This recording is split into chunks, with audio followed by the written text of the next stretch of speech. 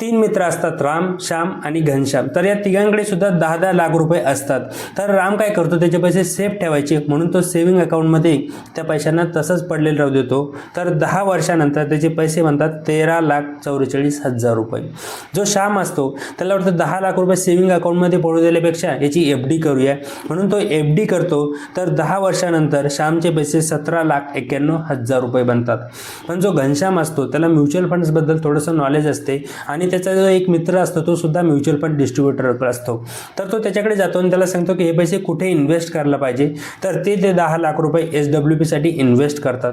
तिथून तो 5,000 रुपये मंथली इन्कम घ्यायला चालू करतो. 10 वर्षामध्ये 6 लाख रुपये तिथून तो इन्कम घेतो आणि 10 वर्षानंतर त्याचे पैसे 21 लाख रुपये बॅलन्स राहतात. आता या तिघांपैकी तुम्हाला कोणाचं डिसिजन आवडलं? जर घनश्यामचं डिसिजन आवडलं असेल आणि तुम्हाला अशा प्रकारे प्लॅन करायचा असेल तर तुम्ही मला व्हॉट्सअप करू शकता.